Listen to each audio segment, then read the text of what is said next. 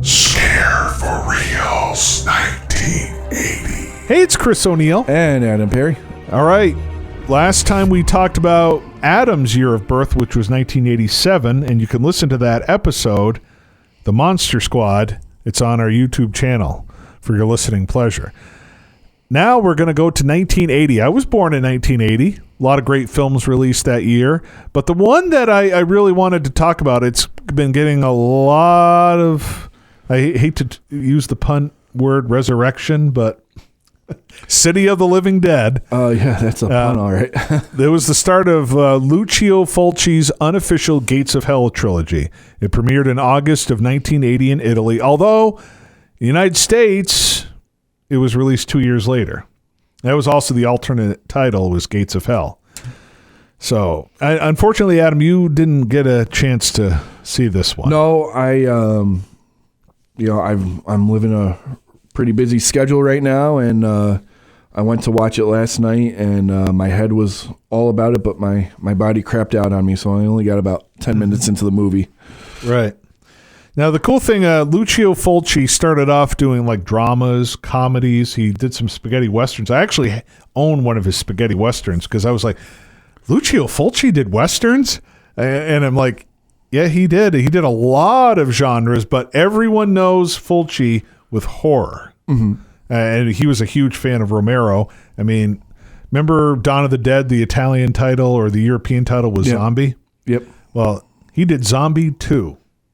That came out, I think, a year before this, or it came out the same year. But he filmed that one first, and he followed it up with City of the Living Dead. Gotcha. So, unofficial Gates of Hell trilogy, because a year later, Beyond came out. And then I think several months later in 81, House by the Cemetery came out. So all three of them, actually, they're all on 4K. But the thing is, different labels have different movies. Yep. So if you want to get a 4K of City of the Living Dead, I have the Cauldron Films edition, but Arrow released one just several months ago. And Arrow also has the rights to House by the Cemetery, but Beyond, a different label, has the rights for. But they're all, you can get them all on 4K. And you can watch all of them on Tubi as far as I know Beyond. I was going to watch that this week, but like you, busy life. Yep. So, and usually when my wife and I are sharing the same room, horror movies do not get played, especially the gorier ones. So let's talk about City of the Living Dead. It came out the year of my birth, actually about a month before I was born, because it was released on August 11th. And I'm September 15th. So City of the Living Dead got a big supernatural vibe to it, because Zombie 2 was a really big success. And he literally served it as a sequel to Dawn of the Dead. Yeah. Interestingly enough. So everyone, he was actually, believe it or not, the same time he was doing City of the Living Dead, he was also doing one of those police, it was a police crime action thrillers. That Italian cinema at that time, it was thriving, especially in the 70s. Yeah. There was all of these political crime action thrillers. Right. So he was working on one called Contraband. So while that was in post-production, he was doing City of the Living Dead. Talk about busy, going breakneck speed. Yeah.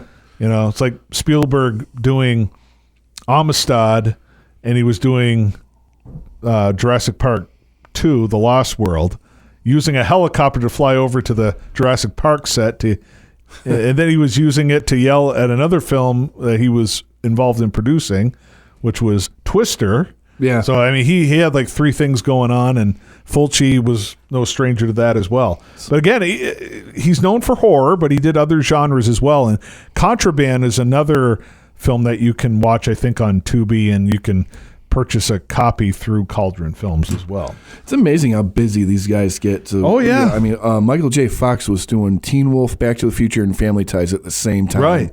Right. It's just incredible that they were able to pull. Some people can pull that off. Well, and then you look at Hitchcock. He did Dial M for Murder and Rear Window. They both came out the same year, and they're both like above average movies. I mean, Rear Window is considered one of the greatest movies ever made. But so City of the Living Dead, I mean, Fulci was doing pretty well at this point in the game. It was actually, believe it or not, I know Romero was a huge inspiration for City of the Living Dead, but also the works of H.P. Lovecraft. Yes. I'm sure you've heard that name more than once. I've read a lot of his stuff. Yeah, I've never read any of his stuff, but I mean, guys, sci-fi, fantasy, horror. Oh, so many. He was the go-to guy. So many movies have been inspired by his stuff. Well, yeah, I mean, it's just, yeah. And the interesting thing about City of the Living Dead, it was filmed in the States. I know the actual cemetery was in Savannah, Georgia. That was a cool thing about Cauldron Films. You get like an overview of what the cemetery looks like today. Mm-hmm. They do like it must have been like a drone shot of the whole cemetery, like touring around. It's a pretty big cemetery, and you actually get to see the whole thing and what it looked like back in 1980 versus 42 years later. So yeah, I mean, the story itself starts off in New York City. A seance is happening. That's right up your alley, right, Adam? Yeah. Yeah. It's a Friday night, tradition. Ritual. There you go. Yeah. All right. You have a medium who experiences a vision of a priest, Father Thomas, hanging himself in a cemetery in a village called Dunwich. Wow. Yeah. That you got that far, didn't you? Yeah. Then that was about it. Yeah. So after that, she breaks the circle, collapses to the floor when the images overwhelm her. Now, they think she's dead. At this point, they consider her dead, and the police come. They suspect foul play, of course. Now, warning that there is a woman named Teresa. She's warning of some sort of imminent evil. And then a journalist shows up who begins to investigate Mary's death, visits her grave as she's about to be buried. However, he's walking away and he hears some screams. He's like, can't be. Can't be. I'm just hearing things. She is still alive, and he actually, he hears it like several times, and then he goes over, digs her up, and talk about, imagine that, Adam. You think someone's dead, and then you hear someone screaming and hollering in their coffin below earth. Yeah, that's creepy. Yeah. I doubt that's ever happened to you, has it? I've never been buried alive, Chris, no. Yeah same here. It's on a bucket list, though, I assure you. I don't think it's on anyone's bucket list. I mean, if only it was as cool as the way Fulci presents it, Yeah, but, it's, what's Saved by the Bell, that whole term comes from medieval times of people, they didn't have modern medicine to like really confirm if people were dead or not. So in certain cultures, what they would do is they'd bury the person and then tie a bell to their foot, and the bell would go, the string would go up a rod to above the headstone, and the bell, and if someone was alive, the bell would start ringing because they'd be moving their foot. They'd unbury them and be like, sorry for that. Yeah. It's hard to explain that, though, since this is like 1979, 1980, where it's like, okay. Yeah. Very interesting. Yeah. So because of the seance, because of witchcraft, Satanism, whatever you want to call it, she's somehow still alive. And, well, he starts hanging with Mary, and they visit Teresa, who's the medium in all this. So Teresa says, according to the ancient book of Enoch, the events Mary witnessed in her visions, I guess there was the eruption of the living dead into our world. And as I mentioned earlier, and it's the name of the unofficial trilogy, Father Thomas killing himself opened the gates of hell, and the invasion will commence on the upcoming All Saints' Day. All right. Now, All Saints' Day, Hallows Day, the Feast of the Saints, the Solemnity of All Saints, Hallowmas. Instead of Christmas, Hallowmas. Yeah. So, and then in Dunwich, you have a guy named Bob, who's kind of like the village pervert. He visits an abandoned house and he blows up an inflatable doll. Well, then he flees, though, after seeing a carcass. It's like, okay, he goes in there. Somehow a blow-up doll is in there, somehow. And then he turns around and there's a rotting corpse there. It's just one of those things. It's part of the plot. Just go with it. Don't ask questions. So across the town, there's this psychiatrist named Jerry. He's in consultation with a woman named Sandra, who is apparently a neurotic patient. Then you have Emily, his 19-year-old girlfriend and personal assistant. Later, she tells him that she'll be meeting with Bob, whom she has been trying to help. That evening, Emily finds Bob at some really creepy-looking garage, and he's doing some unusual things. And then the image of Father Thomas, the priest that killed himself, the image appears as Bob runs away, smothering Emily to death. So, interesting. Ghost of a priest smothering people to death. Yeah. That's quite the heel turn. Huh? Yeah. Yeah. I guess he's got like maggot covered hands and stuff. I mean, I have to say the props look pretty cool, and the production design is really cool. But the next morning, Emily's body is found. Emily's father tells the sheriff and Jerry, her boyfriend, of the suspicions about Bob. So right now, Bob is the go-to guy because he's the weirdo, the pervert, kind of the weird psycho guy of the town. So got to blame someone, right? Yeah. So meanwhile, the journalist Peter and the medium Mary, they leave New York and embark upon their search for the town of Dunwich. That evening, Bob returns to that deserted house where he was going to have sex with that inflatable doll and has a vision of Father Thomas again. After Emily's funeral, her younger brother John sees her ghostly image outside his bedroom window at Sandra's house. The corpse of an elderly woman, which name is Mrs. Holden, appears on the kitchen floor. So Sandra calls Jerry for help. Jerry, the psychiatrist, he's probably wondering what the hell is going on here. Hell being the key word. But the body disappears as soon as Jerry arrives.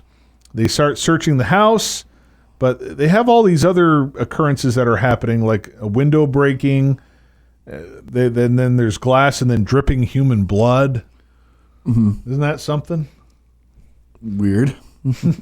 Meanwhile, Bob has taken refuge in the garage of a local man named Mr. Ross.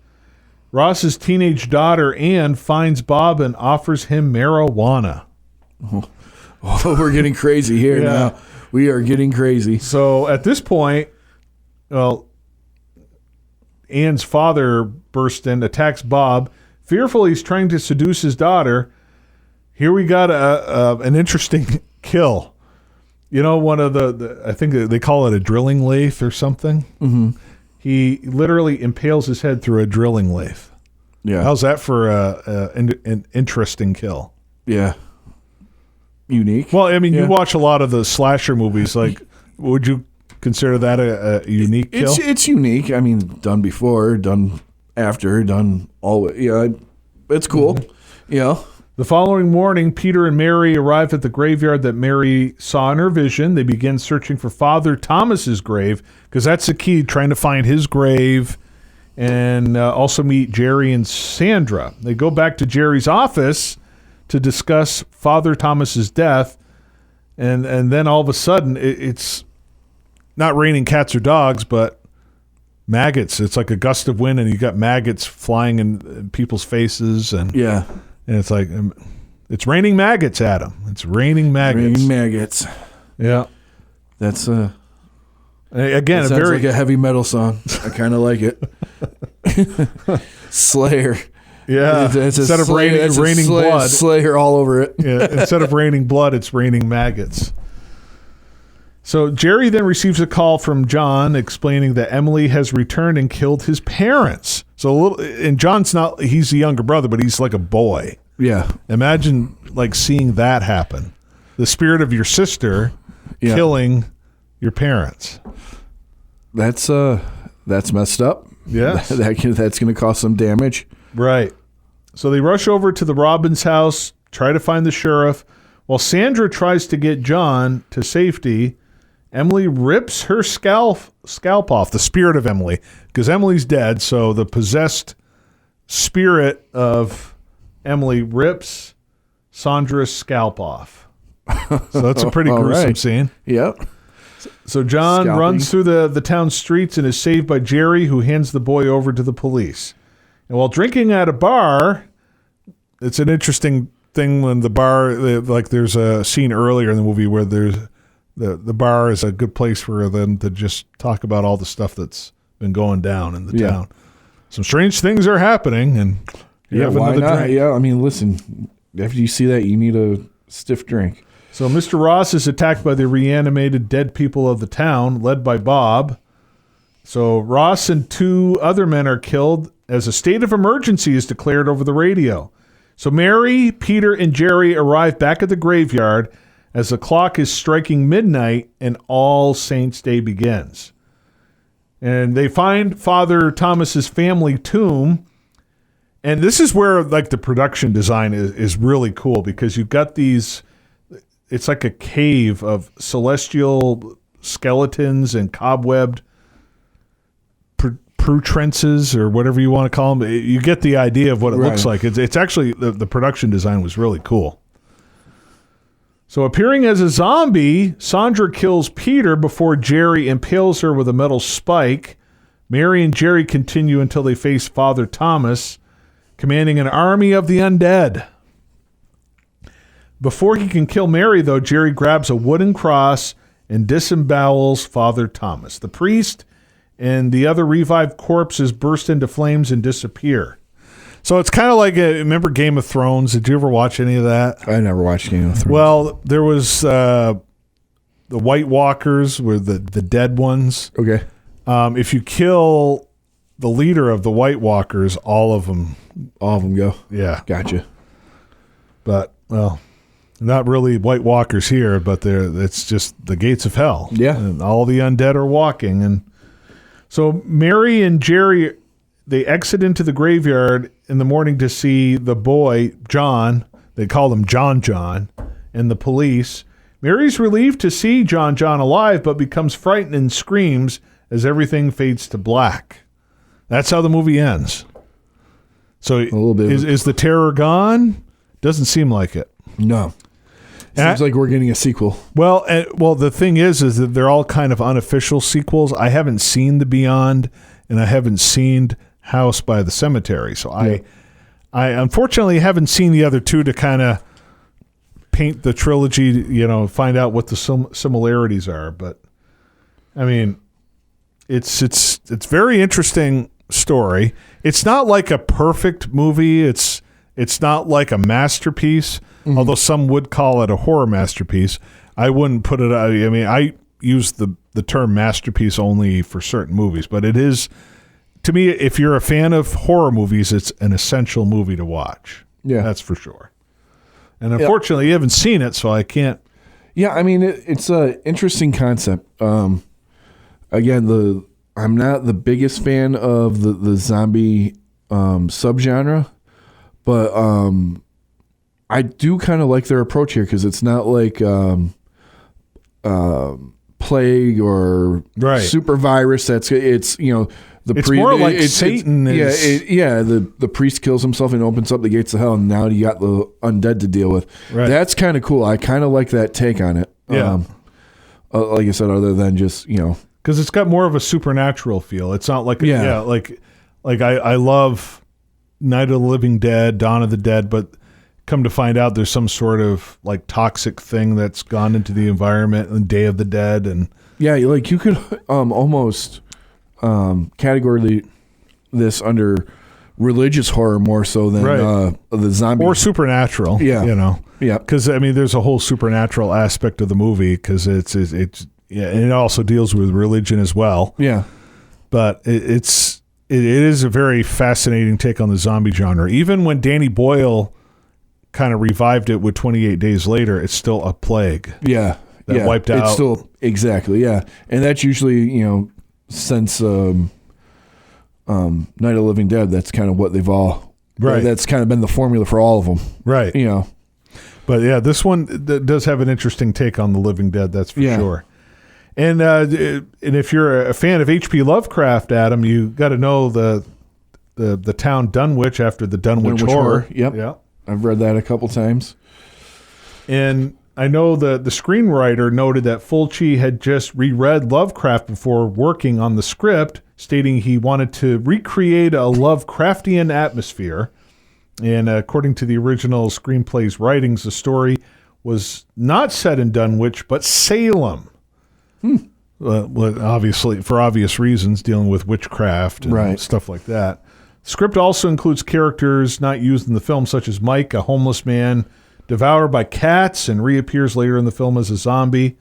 And the screenwriter recalled that after completing the script, it was shelved for some time because of their commitments to other projects. And apparently Fulci did not want to work with one of the producers, and there's some drama with that. But the project was greenlit during, as I mentioned, Contraband, which Fulci left with his assistant director to finish. The principal of photography. Right, yeah. Most of the film was pretty much done. So a very, very, very interesting production with it. And yeah, I might check it out tonight, now that I've had some rest. But yeah, no, this is per the plot and what little I saw last night. I mean, this is a really cool concept. Like I said, I'm not a big zombie movie fan, and I really dig this kind of.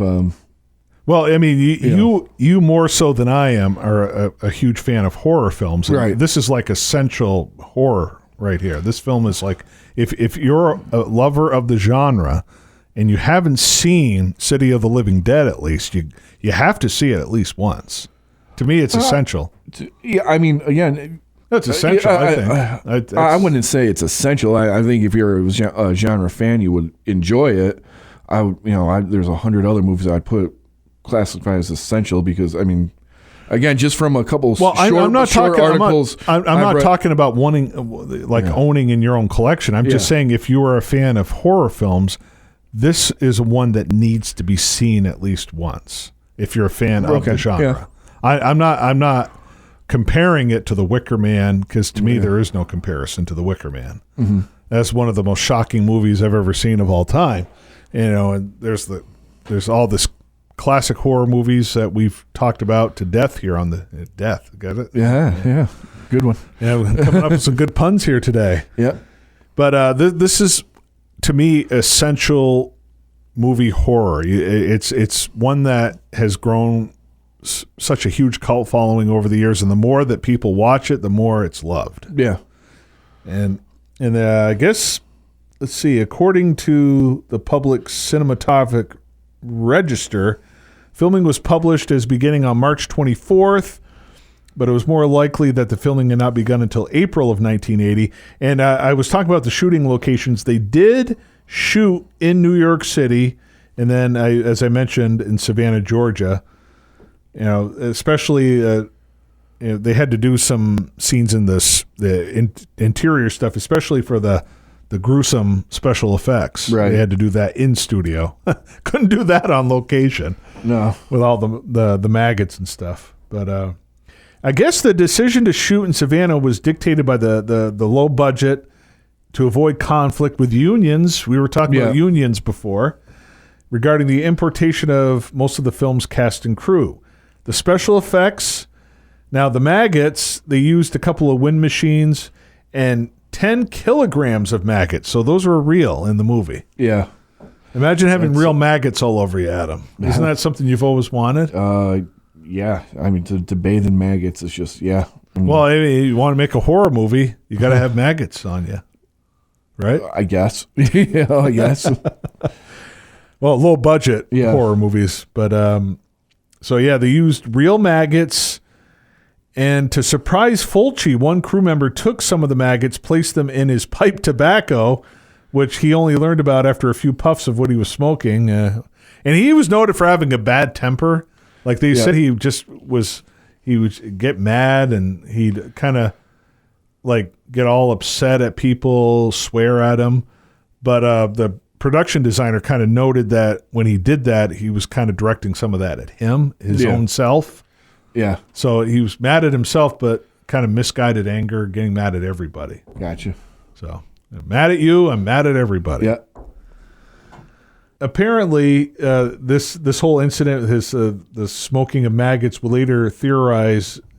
I guess he had a future illness. He underwent heart surgery in 1985.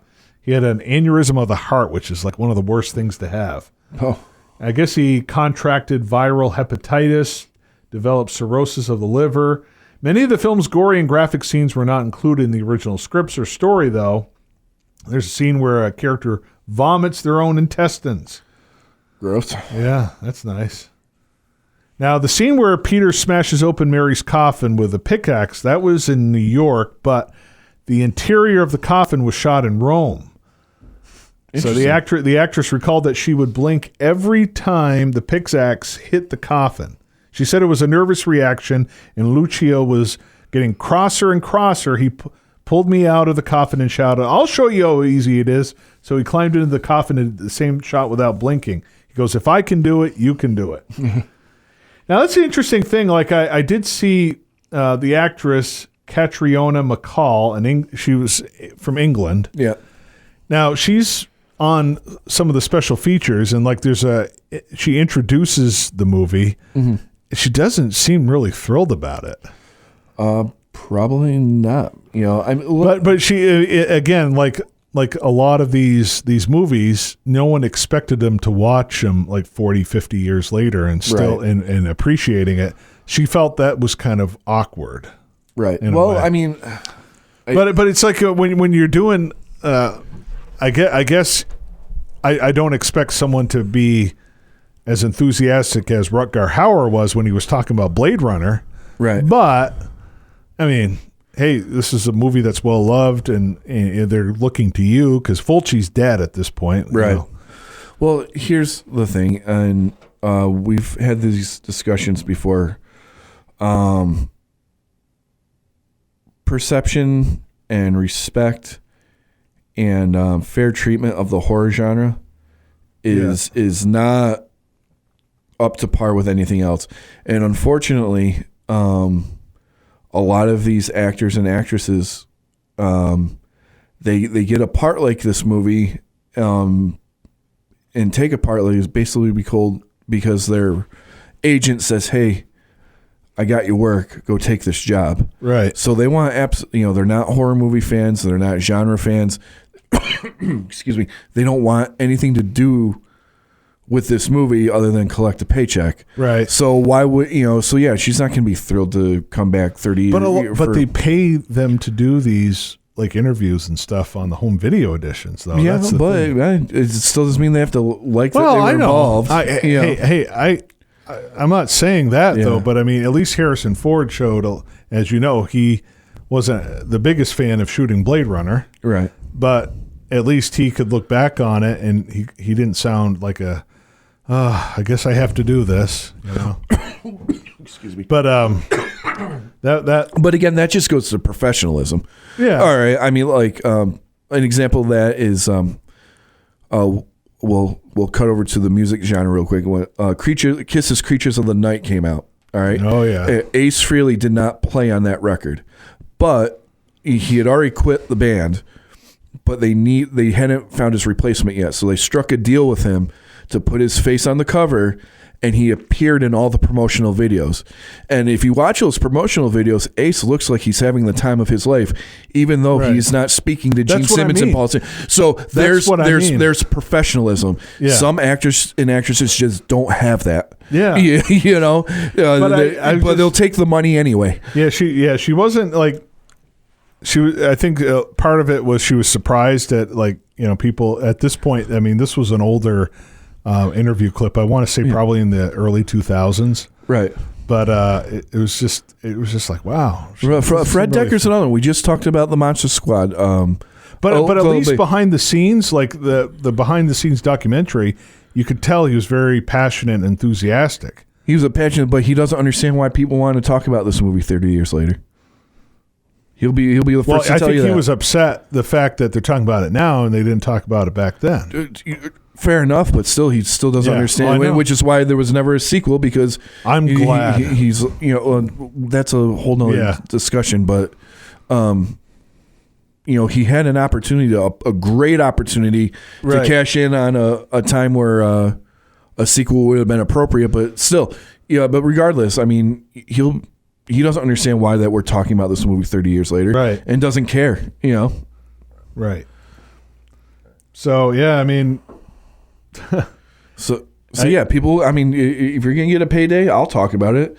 Right. Now, then the next part of it is how professional you are. If you're gonna put on a show and make the fans feel happy, cool. If you're gonna be a sourpuss about it, that's where you're gonna come across. Yeah. So again, some people talk. I mean, this movie obviously it did pretty well, but the movie has just caught a life of its own on home video. The history. Let's go back to 1984, West Germany.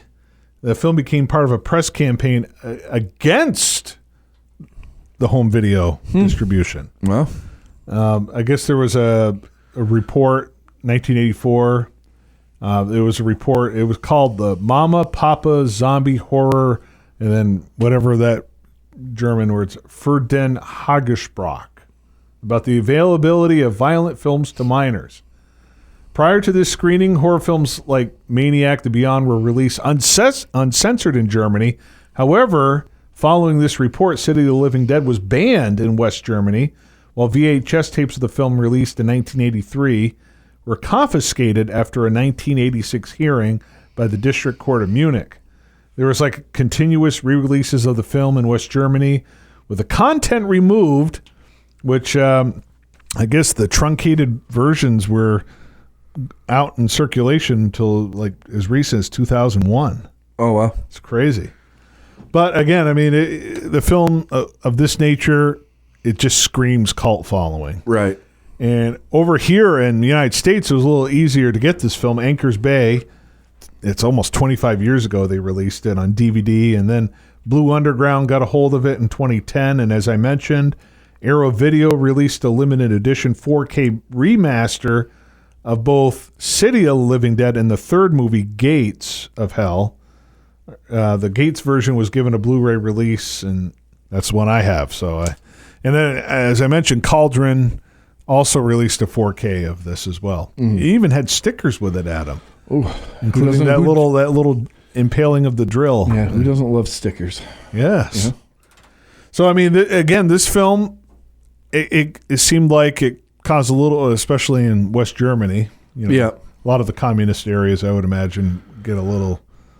Well, I mean, again, we gotta remember overseas in Europe and England and all. I mean, laws and free speech are so different. Right. I mean, you talk about until just recently that a full uncut version, the actual version of the movie, shows up in Germany. It's the same thing in England. They had the video nasties. Right. I mean, for decades they couldn't see Exorcist. They couldn't see Halloween. Right. They couldn't see Friday the 13th because the government just deemed them inappropriate and garbage. Right. And now that those laws have lifted, people over there are discovering these movies that are 30, 40 years old for the first time. Look at Godzilla. Yeah. The original 1954 Godzilla. We didn't see it in the United States until 2004. Yeah. Because of the controversy evolving around the nuclear bomb, even though they didn't really mention the United States. But right. It's just crazy. Yeah. But I'm glad, again, we live in the most accessible time right now when it comes to seeing cinema. And this movie right here, City of the Living Dead, is just another great example of a film that could have easily been forgotten about. Hey, it did well. Let's move on. It is, people keep bringing it back to the table for, discussions of, favorite horror films. And right. this film a lot of people love. Again, essential to watch at least once for any fan of horror. That's for sure. And you noted the creativity. I mean, it's just, it's not another zombie movie like this, as far as I know. Yeah, no, it's very interesting concept. And having the ending, just be so ambiguous like that, it kind of feels like it might have been rushed, but at the same time, it's actually, everything's good, but is it good? Yeah. It's a question mark. Well, again, I mean, if he's, we know now that there's a loosely based trilogy out of, that started with this movie. So maybe, I mean, that was the plan the whole time. Well, no, that was not the plan. But what happened, there was more, but I'm reading here, the film footage, something happened to it. I guess the editor may have spilled coffee on it, but that doesn't really explain a lot. That doesn't make a lot of sense. I mean, you destroy the film. If you have one print, you destroy the film. But typically editors don't work with the original negative of the movie. Not typically from what I'm not an expert, but most of the times the editors don't work with the actual original negative of the film. But anyway. But this is also a lower budget. True. This is non-union United States filmmaking we're talking about. Either. I know. The producers, I don't know if it's probably a money issue. They ran out, like you said. But yeah. For whatever reason, they didn't have the final footage, and they weren't able to reshoot. So they came up with the ending, and Fulci liked it. Again, I tend to like it too because it leaves it more ambiguous. We don't always need things explained to us 100%, Mm-hmm.